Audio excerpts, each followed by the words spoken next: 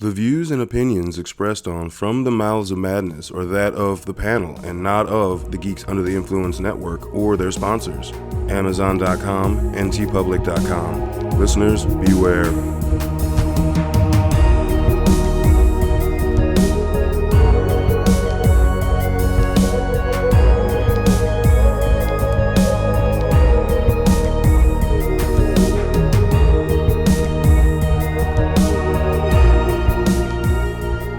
Coming straight from the Mouths of Madness. I am one of the hosts, Lowdown. With me, as always, is Nephew Hunter. What's up, you woodland bitches? you resource exploiting, earth hating bitches. What the? I don't know. I don't know what to. Methed out monster bitches. There you go. Methed out monsters. Human. Yep. Human eating methed out monsters. God damn. Oh fuck. Half this movie was like an HBO documentary on meth. God damn. So it's kind of like The Fighter, where like seriously, the brother thinks it's like a comeback documentary, but it's about the hazards of crack, so kids don't do crack. All right, I'm just gonna say, man, this town apparently has the worst meth problem known because it's just like everybody does meth. I don't know, but that's what you hear about in the Northwest. That's the problem. Okay? Question: what's dirtier, watching Dope Sick and seeing an entire town being taken over by opioids? Yeah. Or watching this and seeing an entire town being taken over by meth? I'm kind of leaning towards meth, dude. Yeah. Meth's pretty. Oh, you know what drug I haven't done? Yeah. Meth. Yeah. and heroin. Those are. There you go. Then you couldn't live in this town, apparently. It'd be like, hey, he's a fucking narc. No, I just don't want to die. God damn, Northwest must be rough, man, because you hear about that shit all the time. That's just small Northwestern. Well, I mean, think about towns. it. It's the birth of grunge. Right. It very depressing. Rains / snows. It's just dreary. You're like, might as well do. We're gonna make some meth. I mean, let me sparkle those endorphins up. Yeah. Yeah, but then you go to somewhere like Breaking Bad and bright and sunny, fucking, New Mexico, and they're like, get your meth. So, I don't know if it has anything to do with the environment you're in. So tonight on the chopping block, we're going to be discussing 2021 Antlers. So, all right, we're gonna just jump right in. Horns first. Yeah. It's directed by Scott Cooper, who don't really know I looked up what he's done, but I don't recognize anything he's done. But produced by Guillermo del Toro, which, I mean, fuck. If you don't know who he is, don't listen to this podcast anymore. Del Toro's done a lot of please, producing. Listen to this podcast, please. Yeah, Del Toro's done a lot of producing. Like, yeah. I mean, yeah. I feel like it's like especially creature features. Yeah, because I think he's kind of he just did Nightmare Alley, I believe. Yeah. But I think a lot of his kind of dipping, like he did Scary Stories, stuff like that. Which is a great film. Yeah. Go back and listen to episode 1. Yep. Scary Stories. And then also another producer is David S. Goyer, who, I mean, fuck, dude. I mean, that. So there's some actors of note here, at least for me. Kerry Russell, because I was a big fan of The Americans on FX. Yeah. She was the wife. And then Jesse Plemons, who Fargo season 2. He was in Fargo season 2. The butcher owner. He was in Breaking Bad. He was in. I was gonna say we can go with Breaking Bad. El Camino. He's been in tons of shit. I would say it kind of looks like if Matt Damon kind of fell down on his face, or he looks sort of like Matt Damon. Were you about to say it was Matt Damon with Down syndrome? I was gonna say that. He just Matt Damon like donuts and fell down one time. Like, I don't know. Why would Matt Damon have fell down? His face is a little off. A little off, that's all. He's in this. He does great in this. Because it was a different character for him. Yeah. And the most recently thing you've seen him in is his characters between Breaking Bad and El Camino. Yeah. So it's kind of the same. Well, he's in that movie that was nominated for a bunch of Oscars, the dog movie or whatever that's on Netflix with Benedict Cumberbatch. Oh, The Way of the Dog? Yeah. It's not the dog movie. It's a ranching horse I'm just saying the one that has the dog in the title, all right? That's all I fucking know. I haven't seen that shit yet. I think it's called The Way of the... I haven't watched it either. I think it's called The Way of the Dog. Yeah. Yeah. So, basically, all right. You are introduced to a father and a son who are living in this mining town in Oregon, and kid's waiting in the truck. Dad comes out to the truck, and right off the bat, I was looking at what was in the truck and what he brought back out. I'm like, wait a fucking minute. Yeah. I thought he was like legit working. He was really nice to his son. He loved his son, so it hadn't gotten that bad, right? Like it wasn't that bad, like where you're just an ass to your son or your kid. No, he's really loving. He's like, I'll be right back. I love you. Like, but then when it pans out, you're like, wait a minute. There's a lot of empty canisters, and let's just say, take your kid to work day. This is not the appropriate work to take the kid work day as, which you find out as he leaves the kid in the truck, goes back into the workplace through a tunnel, and it's a meth lab. Yeah, so he's making meth. So he basically, there's an abandoned mine that they haven't opened back up yet, but they were going to soon, where they just did a massive cook. Yeah. And apparently there was a monster down there that I will say the setup is really kind of awesome, because you see him walk, leaves the kid in the truck, and he goes into this kind of factory, and then there's the access to the tunnel, and he's going through, and so it gets darker and darker and darker, and then there's the meth lab, and and they're cleaning up, and that's when they start to hear noises, growlings, and they're like, what the fuck? And so there's a lot of little tricks I did like. I thought this movie looked amazing. And there's that scene where they pop the flares, and like they're like trying to look down, and you can just see where the light of the flare just kind of fades off, and then there's darkness. Of course, that's where you hear the fucking growling. You're like, what the fuck? So it's a good setup to we're fucked. Yes. And this is also where they set the tone for how they introduce the monster. Because I'm sorry, if Del Toro is involved in the movie, there's a fucking monster of some sort. Crazy ass looking monster too. Yeah. So basically, the first time you see the monster is just from you see the victim's face and claw marks, and that's pretty much, you see the claw come down. Yeah. And that's it. And you're like, what the fuck? Well, fast forward a couple weeks, and you see another kid who's actually the older brother. So the kid that we saw that we didn't know was the younger brother, Aiden, who is 7. And we fast forward to the older brother, Lucas, who is 12. Yeah. Right? And he's in school, and he's just, he looks fucked up, his man. clothes are gross because he's 12, and what the fuck does 12-year-old know about cleaning themselves? Looks fucking weird. Did they as starve shit. him before the movie? Like, I don't know, man. The distended stomach comes from like being hungry. But like, the kid looked fucking freaky as it was anyway, too, man. Like, I don't know what it was about that kid. Is this like the Guillermo del Toro version of like Gummo? Kind of, man. Where he's like eating, Gummo, where he's eating spaghetti in the fucking bathtub, and it's just the most oppressive shit ever. Yeah. There you go. Yeah. This is like a Greg Erikai movie through and through with the depression state, like Doom Generation, Christ. fucking like. Yeah. We'll get back to plot, but no, Gummo. I'm sorry. Not Greg Erikai. Gummo was Larry Clark. Kids and Bully and Gummo. All those, very depressive uplifting movies. Yeah. Which is the thing I want to bring up is that, holy shit, this movie is depressing as fuck, because you have this kid, his fucking lifestyle. You get introduced to Kerry Russell's character. She's the kid's teacher. She's the teacher. Who just moved back to. This is her hometown. She just moved back. Yeah. And she's living with a brother in their childhood home. But the reason she moved is because Daddy liked to diddle with young Kerry Russell. Oh, God. Yeah. And then she ran away, and who knows what happened to the brother. The brother's like, you don't know what he did to me. And they never tell you. But everybody in this fucking movie is just traumatized and fucked up. And everybody talks very monotone the entire movie.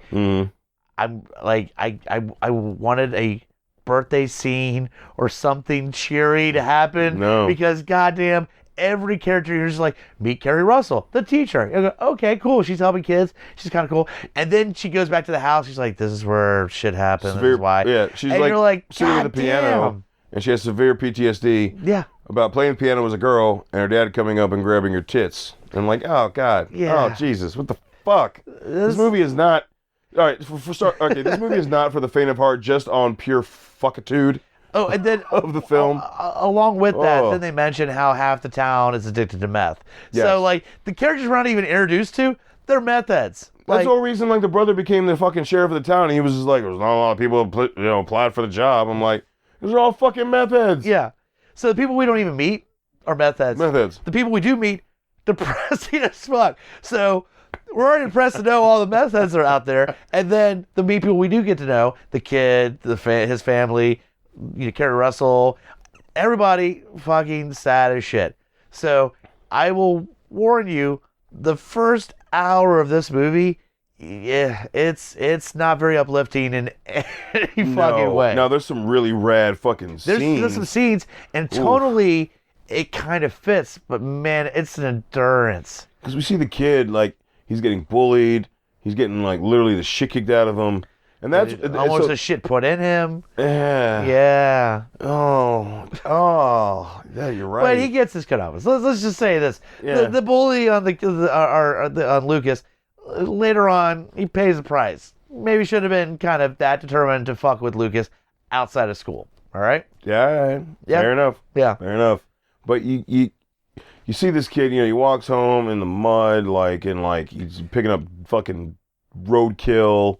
And like a couple snare traps he fought, and he's taking it home and he's throwing it into this locked up door that also has, like, at random times, like a young kid crying to be let out. Yeah. And he just puts his headphones on. Yeah. I'm like, what the fuck? So you find out that the attack that happened in the tunnel, the buddy that the dad was cooking meth with got killed and eaten, but the dad just got attacked. And now he is slowly turning into a Wendigo. Yeah. Wendigo, excuse me. Slowly turning into a Wendigo. And you're like, why is the younger brother in there with him?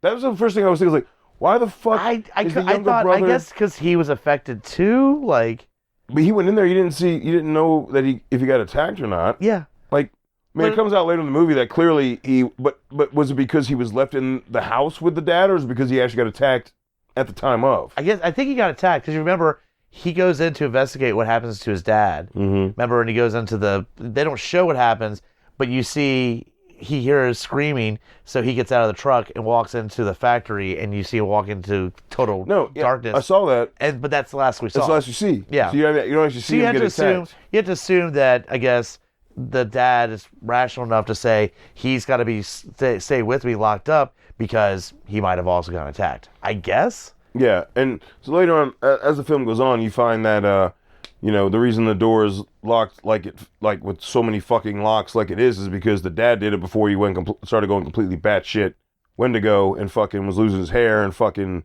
growling and eating, shit. Yeah, dude. He looks like process of almost turning like he's almost a zombie. Yeah, yeah, and like all the reactions to everybody but the older son when they actually get into that area of the house to the smell. Yeah, think about it. The dad's literally just been in there.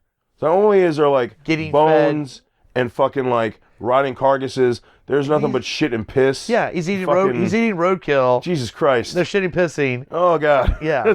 That's so bad. And the 7-year-old's in there too. It's just covered. So the 7-year-old's shitting and pissing in there too. Yeah. And he's just like 4 shades of brown and he's white. Yeah. Like it's But his brother is still has a pretty upbeat attitude for being trapped in a room with his dad. He's just like, hey, how's it going? Like, I was kind of surprised. Like, that's true. I'm just saying, his brother, you think he's like, fucking kill me. Kill me, please. One of the scenes where he brings the roadkill home, he like brings food for his dad and he brings food for his brother. Yeah. He drops the dad's food first, and the dad on all fours like fucking wild animal runs up and just starts growling at him and then eats and pulls it in the back. And then he sets the real food down for his brother, and it's like, this is fucked up. So, but Kerry Russell tries to get involved. She follows him back to his house, or tries to investigate, makes it in the house, hears the fucking growling. It's like, I don't know what the fuck that's all about. And then no, she wasn't the first to go there though.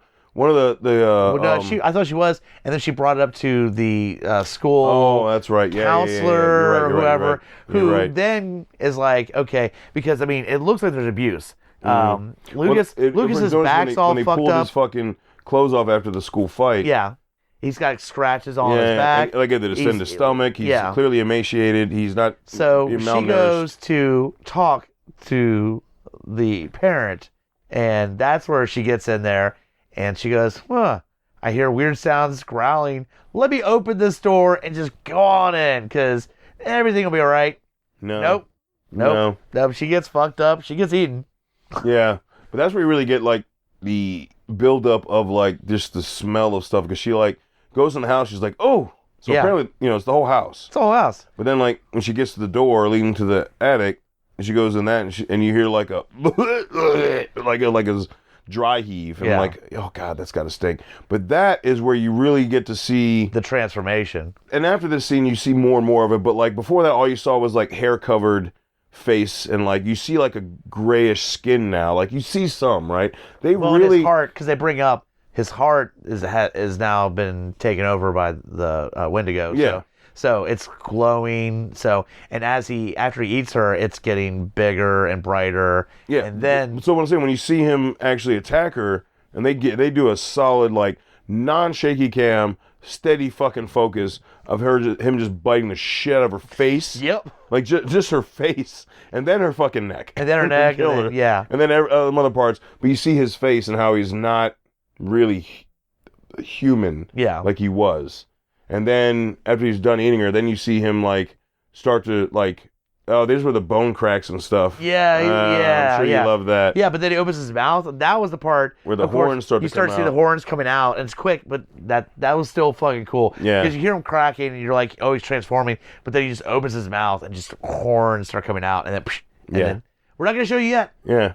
So, yeah, but you're right. His like his center started to glow orange like a furnace. Yeah. Almost like, because the whole thing about the Wendigo is it is a American Indian like folklore, specifically around the Algonquin-speaking family of tribes. So sometimes Supernatural delved into into this in a couple episodes, right? And they spoke of the Algonquin, but they didn't really state it as the fact that I always thought Algonquin was a tribe, but looking more into it after watching this movie, I realized that the Algonquin is the language that many tribes spoke of certain regions.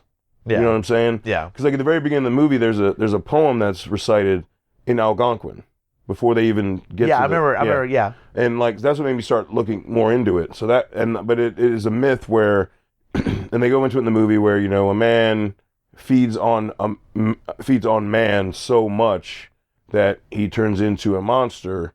But this movie brings in other aspects of the myth of the Wendigo, where it's kind of a curse. It's a curse on abuse of natural resources, taking advantage of the earth, and man's greed.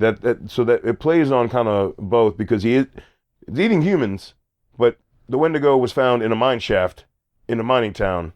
Yeah. So I mean, natural resources, right? I mean, like if you think about it, like it all kind of makes sense for both kind of iterations that I know of a Wendigo and what causes it. So, and that was the whole thing about the cinder thing and the monster, was like there's this like rage it's like a revenge for abusing the earth. Yeah. It was like this is man, it's a curse. This is man's curse for the wrong that you've done, and not thinking twice about abusing a natural resource that can't replenish itself in time, kind of thing. I did some reading about the construction of the Wendigo, because I thought, like, by the time you get into the film, the Wendigo looks fucking amazing, and there was apparently a lot of thought that went into the creature development, which, of course, Del Toro, but Shane Mahan, who also was special effects on Shape of Water and Pacific Rim with Del Toro. Okay. So, like, the original creature design was supposed to be, like, the colors were supposed to be like blue and red and bone. And I'm like, well, that's not what we got. Yeah. And then so later on, through input and then trying different things, it basically came to where they're like, the creature came from a mine shaft. It's in a mining town. Disrespect of nature, overuse of resources, everything, I mentioned previously about why a Wendigo makes sense in this movie in the first place. They were like, okay, so we're going to make it look like rusty iron. We're going to give it a smoldering chest with rage, and then we're gonna I'd say the character design almost was like if you took Pumpkinhead, but then just the structure of it being just this lumbering. Yeah, because it was like, I think it was like but change the kind of, again, the horns and the scene where like it's like holding, it has quote the human face, but it's not. It's like Leatherface if he was a monster. Yeah, because this is like skin flap. He eventually rips it off. Yeah. But when Kerry Russell first sees it, it shows, and it's this hanging human face that almost like it's wearing a human mask. So like, creepy. Oh yeah. Oh, that's not me. Like I'm a human. No, I'm not. It's so creepy. But it's very big, lumbering, and just like like I said, kind of Pumpkinhead in the style of the body, Agreed. and then adding antlers and horns to it. So. Yeah, and that was so. Yeah, they created like a 9.5 foot creature with like 8 foot arms. Yeah, like that was a beast creature. So her brother gets fucked up by it. So one of the cool things about that they came up with the creature design is that Del Toro asked if he could put like a tube in the costume to get steam to come out. Yeah. So it looked like it was like hot and steaming, right? And what Shane thought about was like, he took dark coffee and pumped it through there as well. No shit. So hot dark coffee, you get the steam. Yeah. And then he's like, it looked like, then it gave it that motor oil and black, like. That makes sense. And if you watch the movie, it's clearly wet, like with just oil of the earth kind of thing. And it was like, man, that's some good fucking detail. I'll say this: the last 30 minutes of this, once you full on, it's out there, the creature's out there. It's hard to make it through the first hour, but the last 30's got some good kills. Why is it hard? Because it's fucking depressing as shit, man. Yeah. But you do get your, like I was saying earlier, that fucking bully decides to follow Lucas back as he's going back home, and he's coming through the woods, and that bully made a bit of a mistake. And that's the first full body creature reveal. But you see it in a blur in the background. Yep. I'm saying the way before we we leave this episode, the thing that needs to be mentioned is they did the build up creature reveal proper in this fucking movie. Yeah. Because you see him start to turn in, like we talked about with the antlers coming out of his mouth, and then next thing you see him, the bully finds him in the Lucas in the woods, and then you kind of see horns in like the frame, and then next he's like chowing down on the bully, and Lucas is running away, and you just see like giant horns and a thing in the background, and it keeps building on that. Like you're talking about with the brother, when they make it back to Kerry Russell's character and her brother's family home, because they have Lucas, and it's Lucas's dad. So Lucas's dad wants, but he already has the younger kid. He wants the older kid. Yeah, keep them together. Yeah, right? There's a scene where like they end up hiding in the shed, and he fucks that one cop up. He stabs the fuck out of him. Yeah. He impales him with his fucking horns. Yeah. But then the brother gets in there and he gets knocked across the shed, and the father, the Wendigo, walks away, and you just see shadows, and you're like, cool. And then he comes around the other side of the shed and starts bashing the wall like a battering ram, like he's a fucking goat. Yeah. And he gets through that shit, man. And you just see I don't know, 30 seconds of the size of the head with the antlers. Like you just get these small images throughout the entire film until they finally make it to the heart of the mine shaft at the end with Kerry Russell, where you see like the full figure. Yeah. Because they mention that it's its weakest when it's eating. That's the only time it can be killed. So when it's feeding or right after a feed, like immediately after a feed is when it's weakest. And you see that when Carrie's like trying to stab the heart and she misses the first few times, the Wendigo's too weak to like, you remember it's like swipes its arm and it's just like, ugh. Yeah. Ugh. She becomes badass though, because she's like freaked. I mean, again, when she really sees it face to face, it's literally the dad's flesh face hanging off this creature, and it rips it off. And this thing, almost like Ripley with the Queen Alien, just you see the full size, and you're like, oh fuck. And almost kind of like Ripley, she's like, fuck that noise, I'm protecting the kid here. And like she fucking grabs that the pole and finally stabs the shit out of him. In the heart. Because remember, they had to be stabbed in the heart. When she stabs him, and then she grabs the knife. And just commences and she's not to fucking around. Stab. Let's get that fucking heart out. She is stabbing like she's getting some shit out. Mm-hmm. All that trauma that we built up for that whole fucking first hour, that knife and the Wendigo, it's coming out that way. She's getting that shit out. Then. So we got an awesome monster reveal, awesome scene. We got to put back. Let's get to depression. Let's get back to being depressing as fuck, because she fucking kills the dad. She rips out the heart. Victory. And then the little brother starts screaming and making fucking growling sounds. And he starts glowing. Center. And you're like, all right, well, that's part 2. And she looks at him and looks at Lucas. She's like, this is going to be awkward. I just killed your fucking dad, but we just dealt with this shit. We can't have part 2, man. And goes around and she hugs him before she stabs the fuck out of the little brother. Back to depressing fucking movie. God damn. And which we should have figured when the Wendigo attacked him in the shed, because he bit him. Yeah. That was part of it, the attack. They end up taking in Lucas, because Aiden's dead now. The 7-year-old, he's fucking dead. Might as well. I mean, they're taking Lucas. Look, you personally killed his whole family. And the brother fucking ass is like, what if he just, fucking goes crazy down the road? And then, because they were having a little family day at the fucking rocks. Yeah. And then Kerry Russell and his character and Lucas walk off, and then the brother starts spitting up. So the very first signs, you start coughing up this black oily shit. Yeah, and he looks at his hands and he's got indentions in his hands from being bitten, which is, guess what? You're marked, motherfucker. And he coughs up black. Yeah, oily shit. Look at doesn't he have a black tear? Black tear. Yeah. So he's leaking black oily shit. I'm like, really? But it makes sense because you go back to the movie attack again, depressing as shit. That almost like she killed Lucas's family, and now her brother, the only real family she has, he's gonna get turned. So if they were making a sequel, she's got to kill her fucking brother. That's how we're doing it. Yeah. Apparently, that's how this, and but that scene made sense because if you're paying, like I said, if you paid attention to the attack, he gets bit. Mm-hmm. Yeah.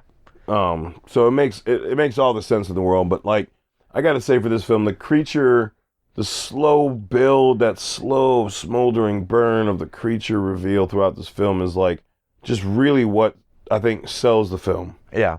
And the slow build in different stages, right? What attacked him was a full-blood Wendigo, but all you saw was the claws. And then you see the dad build up, and then you see when he turns into the full creature, how they reveal it to where you finally see the full creature. There's so many different stages in the transformation that they do so, I think so well. Yeah. That's what I'm saying. I like to compare it to Ripley with the Queen Alien, where you see the alien, but then you see the full, and with this, she sees, the face, and then out of the fucking shadows is the full size of this thing. It's not this little tiny creature. It's big motherfucker. Well, she should have known by the damage done to the shed. Yeah. But I'm just saying, that's where you get that, you might be fucked. Mm-hmm. But she held up her own. She fucking stabbed the shit out of him. Killed the dad, killed the brother. Eventually she's going to have to kill the other brother. Who knows? Oh. I'll say this, man. This is a tough call for me because, man, I really, really enjoyed the last 30 minutes. I thought some of the kills are great. There's a scene where they find the body, and the practical effects are really fucking tight. The husk of the dad. Yeah. Because you leave the scene where the horns come out or coming out of the dad's mouth. Well, he almost looks like burnt. Yeah. Yeah. It's like the Wendigo was birthed out of him, and so you see the dad's husk with no bones, anything. It's just almost like a fucking pork rind. Yeah. Split down the fucking middle. But that's what I'm saying. All that is fucking badass. Yeah, man, it was a tough ride getting to that point, though, man. It's this movie is slow and depressing, but the payoff is worth it. So I'm kind of thrown off. Oh, it passes for me because I know it's depressing, but I'm rewatching the shit out of it. I'll say it'll pass. And you know what? If I'm watching it by myself, I know the characters now. I can fast forward to get to that last 30. If I'm watching with somebody, I'll power through, but man, it's just so depressing. But again, the payoff's good. I'll give you that. Payoff is well. Yeah. So there you have it, folks. 2021's Antlers. We waited a while for it. It was on our looking forward to in 2020, I believe. God damn, yeah, it was. It'll come out eventually. So we've been looking forward to it. For those that want to watch it, it is on, I think it's HBO Max. HBO Max, yeah. Yeah. So definitely check that shit out. Also, lowdownbrown.gui@gmail.com. Hit us up. Let us know what you think. If you've seen the film or if you go and watch it because of this review and you just see how utterly dystopian this fucking film is, dude. It's like, it's so depressing. Yeah, don't do meth. Don't do meth. Yeah. Also, if you're gonna make meth, don't make it in an abandoned mine shaft. Yeah. Don't do that. So go to GIPodcast.com, go to the links tab, and the first link is gonna be Amazon.com. You click on that, it takes you to the Amazon login. You log in and you shop like normal. It costs you nothing extra, just gives us a little kickback because you did it through the link. We appreciate that. Thank you. Yeah, thank you. And then the next link, literally right next to Amazon, it'll be TeePublic. And that is where the merch designs are for every show on the network. That is our merch page. I think it's 2 pages now, I believe. Wow, look at that. We're at 2 pages. That's a lot of shit. I think there's a limit on how much you can fit on one page, right? Yeah, because we got so much shit. Yeah. Every show's got at least 2 designs. Fucking some have more, and then tons of episodes just tangential nonsense, episode related or conversation related after the episode. Just tons of fun stuff there. So make sure you check that out and get it on all your favorite shit. I mean, fucking shirts, hoodies, banners, notebooks, tons of shit. Everything but koozies. Pillows. Yeah. Fuck you. Why you gotta bring up koozies, man? It's been a while, man. Fuck you. It's been a while. Anyway. And you don't have to bring a pillow. Well, Sky's not here, so yeah. Exactly. All right. Yeah. I didn't say to get Scotty's face on a pillow. I just said pillows. That's right. You can get pillows. Get a Mouse Madness pillow. There you go. Still go up with us tonight. Appreciate it. Thank you. And that's it, folks. So until we talk to you again, embrace the madness.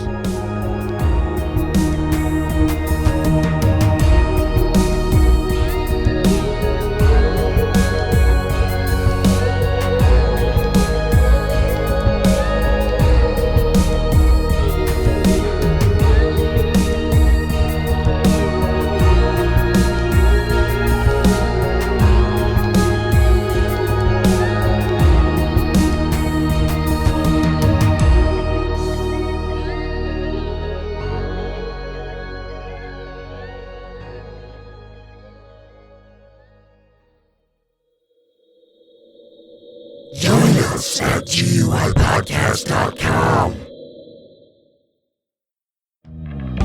Mike the Hobbit here, Lowdown Brown, inviting you to check out Geek Some of the Influence, a podcast that pairs booze with conversation with good friends. and a little nerd culture. We get a lot of colorful conversation out of our episodes, but it is here for everyone, no gatekeeping. Always level up everything we do. We'll punch up, never punch down. Exactly. So check out Geeks Under the Influence everywhere you get your podcasts and join us or die. Shut the fuck up, Hobbit.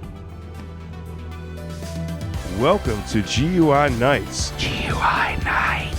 Yeah, I am Lowdown Brown. With me as always, Mike the Hobbit. this is the tangential side of GUI. This is like so many of those other shows that has the after the show bit mixed with a little bit of Baywatch Nights, so it's a little sexier. It's a little bit after hours. Also while tying it into the previous episode of GUI. So look forward to that too, because this comes out the week after the flagship hour-long episode. So make sure to check out GUI Nights, and when you're done, you can Go the fuck home.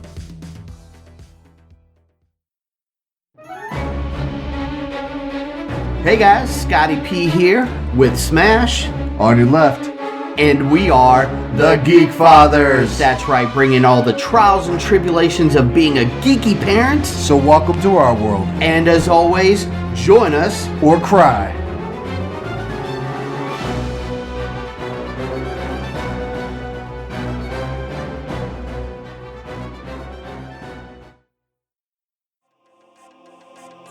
In a world with too many reboots and remakes, Two men will stop at nothing to make it even worse.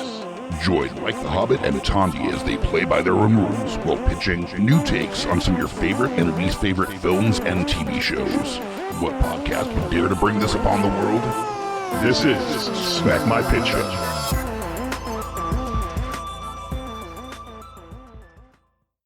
In a world of blockbuster movies, there's another dimension. The dimension of schlock cinema. Join us at Beautiful Disasters on a journey into the fringe territory of B-movie abandon. We review the flicks that are forgotten or underappreciated to give them a proper place in the annals of celluloid history. I'm the Groots. F.U. Hunter. Your guides at Beautiful Disasters. Come along with us for a fun ride. May the schlock be with you. My name is Amy Bogard. And I'm Mike the Hobbit. And we are the hosts of Deeply Upsetting, where we use our expertise to answer your most upsetting hypothetical quandaries, such as, what non-winged animal deserves wings? And what body part deserves a secret mouth? Which cryptid is the worst roommate? These questions and more that plague you will be answered on Deeply Upsetting, available anywhere you get your podcasts and at GUIpodcast.com.